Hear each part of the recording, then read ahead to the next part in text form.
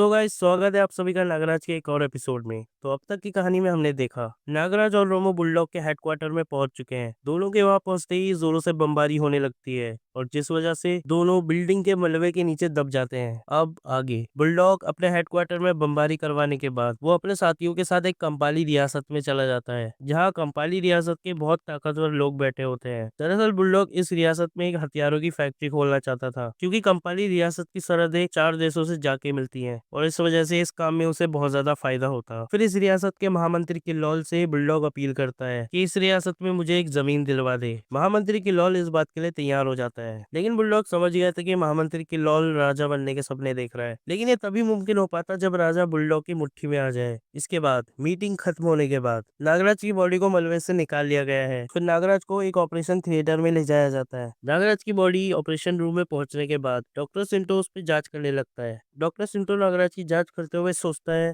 कि अगर मैंने नागराज जैसा एक और सोल्जर बना दिया तो मैं इस दुनिया का सबसे अमीर आदमी बन जाऊंगा। उसके बाद डॉक्टर सिंटो जैसे ही नागराज के दिमाग की जांच कर रहा होता है, नागराज होश पे आ जाता है। फिर नागराज डॉक्टर सिंटो को अपनी सर्पीली आंखों से अपने वश में कर लेता है। फिर नागराज डॉक्टर से कहता है, तुम मेरी बॉडी की जांच करोगे और एक रिपोर्ट तैयार करोगे, लेकिन वो रिपोर्ट मेरे हिसाब से होगी। थोड़ी देर बाद डॉक्टर सिंटो का काम खत्म हो जाता है। फिर नागराज उससे कहता है, अब तुम जाके बुलडॉग से कहो अगर मेरी बॉडी को किसी दरिया में ना बहाया गया तो मेरे मांस के सड़ने से यहाँ कई लोगों की जान चली जाएगी। उसके बाद डॉक्टर सिंटो बुलडॉग से ये सारी बातें बताता है और अगले दिन बिल्कुल इसी तरह नागराज को एक दरिया में बहा दिया जाता है। दरिया में बहा देने के बाद नागराज वहां से तैरते तैरते एक बस्ती की ओर पहुंचता है, जहाँ नागराज को उस बस्ती की ओर से काफी ज्यादा शोर सुनाई देता है। नागराज वहाँ के गाँव वाले से पूछता है, यहाँ पे इतना शोर क्यों हो रहा है? फिर गाँव वाला कहता है, कमाऊ आया है, ये विदेशी लोगों की अय्यासी के लिए हमारी लड़कियों को उठा ले जाता है। हमने इसकी शिकायत महाराजा से भी करी, लेकिन जो भी इसके खिलाफ आवाज उठाता है ये उसे जान से मार देता है। फिर नागराज उनसे कहता है, तुम लोग बुजदिल हो, मेरे साथ आओ, मैं देखता हूँ। उसके बाद नागराज उन गुंडों के पास पहुंचता है और उस गुंडों से उस लड़की को बचा लेता है। फिर नागराज कमाऊ से कहता है, तुम्हारे आदमी तो जमीन सूंघ रहे हैं। ये कहता है कमाऊ नागराज के ऊपर एक अटैक कर देता है। फिर नागराज कहता है, ऐसे दाव पेच मुझे काफी रोमांचित करते हैं। उसके बाद नागराज कमाऊ को पकड़ के जोरों से गोल गोल घुमा के उसे बहुत दूर फेंक देता है। गांव वाले खुश होकर नागराज को अपने कंधों में उठा लेते हैं। उसके बाद नागराज गांव वालों से वादा करता है कि आज के बाद से कोई भी कमाऊ इस बस्ती में नहीं आएगा। दूसरी तरफ किल्लौल को नागराज के बारे में पता चलता है कि कमाऊ मारा गया। नागराज ने हमारे गुलामों को आजाद कर दिया और हमारी अफीम की खेती भी तहस नहस कर दी। अब गुलामों की बस्ती में नागराज की पूजा होने लगी है। ये बात सुन के किल्लौल बहुत ज्यादा परेशान हो जाता है और बुलडॉग से जाके मिलता है। किल्लौल बुलडॉग से कहता है, क्या तुम्हें पूरा यकीन है कि नागराज मर चुका है? तुम्हें यकीन नहीं तो लो अभी प्रमाण देता हूँ। बुलडॉग डॉक्टर सिम्टो को बुलाता है ताकि वह नागराज की रिपोर्ट दिखा सके। फिर डॉक्टर सिम्टो किल्लौल को अपनी रिपोर्ट दिखाता है और किल्लौल को विश्वास दिलाता है कि मेरी रिपोर्ट बिल्कुल सही है। फिर बुलडॉग कहता है, ये जरूर कोई बहरूपिया होगा जो नागराज का फायदा उठा रहा है। हो सकता है कि राजा को तुम्हारे प्लान का पता चल गया हो और राजा ने ही ऐसा किया हो। फिर किल्लौल कहता है, इस बारे में मैं अपने जासूसों को खबर कर देता हूँ। उसके बाद किल्लौल का एक जासूस एक गांव वाले की मदद से नागराज तक पहुंचता है, बट मजे की बात यह है कि वो जो गांव वाला होता है वो खुद ही नागराज होता है। उसके बाद वो नागराज को झूठी कहानी सुनाने लगता है और चुपके से नागराज की एक फोटो भी ले लेता है। जासूस वापस से किल्लौल के पास महल में पहुंचता है और किल्लौल को बताता है कि मैंने उसे झूठी कहानी सुना दी है और वो कल दोपहर पोखर के जंगलों में पहुंच जाएगा और ये रहा उसका फोटो। उसके बाद किल्लौल अपना प्लान तैयार कर लेता है। वो एक लड़की की मदद लेता है जिसका नाम स्वांगिनी होता है। ये एक विषकन्या होती है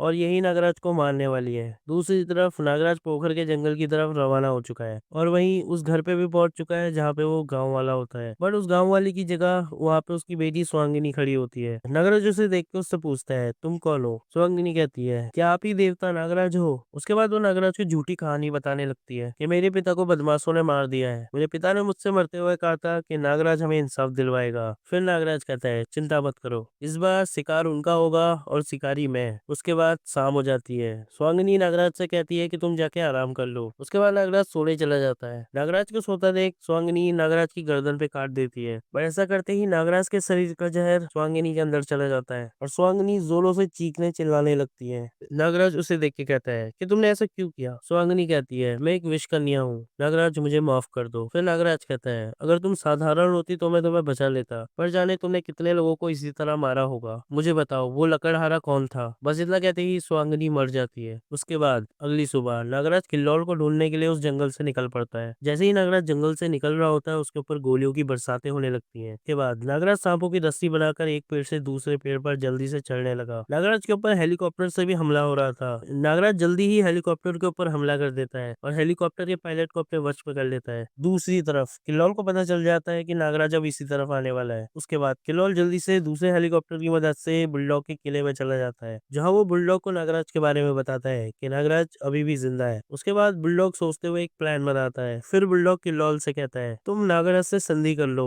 किल्लौर कहता है पर किस बात पर? बुलडॉग कहता है तुम नागराज से कहना कि कंपाली में बुलडॉग नाम के एक व्यक्ति ने बहुत आतंक मचा रखा है। नागराज मेरे मामले को लेकर वो तुमसे हाथ मिला लेगा। उसके बाद किल्लौर तुरंत राजमहल पहुंचता है। राजमहल पहुंचते ही किल्लौर देखता है कि काफी सारे लोग महल के बाहर खड़े हैं। किल्लौर वहाँ के गांव वाले से पूछता है कि ये सब लोग यहाँ क्यों आए हैं। गांव वाला कहता है महामंत्री ये सब महाराजा से शिकायत करने आए हैं और इस टोली का नेतृत्व नागराज कर रहा है। फिर किल्लौर महल के अंदर पहुंचता है। राजा किल्लौर को देखकर कहता है आइए महामंत्री और सुनिए नगरवासी क्या क्या शिकायतें लेकर आए हैं जिनकी हमें कानो कान खबर नहीं है। फिर किल्लौर कहता है महाराज मुझे सफाई का मौका दिया जाए। महाराज मैं मानता हूँ कि लोगों के आरोप सही है, पर इन सब की वजह आपका ही एक विदेशी मेहमान है। बुलडॉग ने ही इन सब का ये हाल किया है। ये सुनते ही राजा कहता है अगर ऐसा ही है तो बुलडॉग को कंपाली की रियासत से बेदखल कर दो। किल्लौर कहता है ये इतना आसान नहीं है। बुलडॉग की जड़ें बहुत मजबूत है और हम अपने सैनिकों पर भी भरोसा नहीं कर सकते। उनमें से जाने कितने बुलडॉग के हाथों बिक चुके होंगे। फिर नागराज कहता है बुलडॉग से निपटने के लिए मैं अकेला ही काफी हूँ। ये सुनते ही किल्लौर कहता है मैं जानता हूँ कि तुम बहुत बहादुर हो, लेकिन मैं तुम्हें बुलडॉग के किले में अकेले नहीं जाने दूंगा। बाकी प्लान की बातें हम शाम को करेंगे।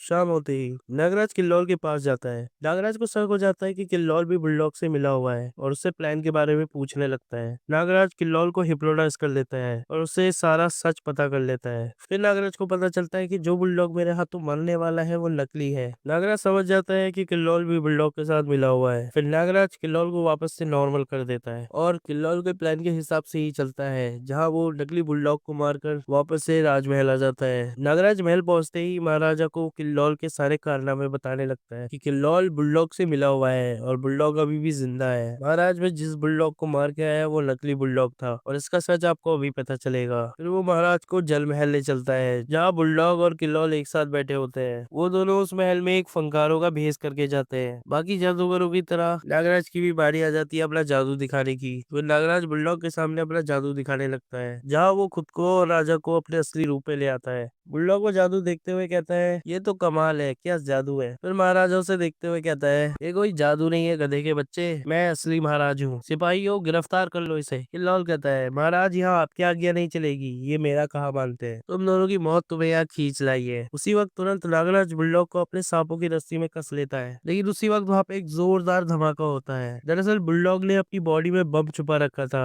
और जैसे ही नागराज ने उसे रस्सी से कसा, बॉम्ब का लीवर खींच दिया, जिस वजह से वहाँ पे एक धमाका हो गया। बुलडॉग नागराज के हाथों नहीं मरना चाहता था, इसलिए उसने सुसाइड कर लिया। इसके बाद नागराज की बहादुरी के लिए नागराज को कंपाली रियासत का सबसे बड़ा सम्मान दिया जाता है और नागराज के नाम के नारे लगने लगते हैं। इसके बाद नागराज का तीसरा चैप्टर भी यहाँ पे क्लोज हो जाता है और नागराज का जो हमें फोर्थ चैप्टर देखने को मिलेगा उसका नाम होगा नागराज की हांगकांग यात्रा।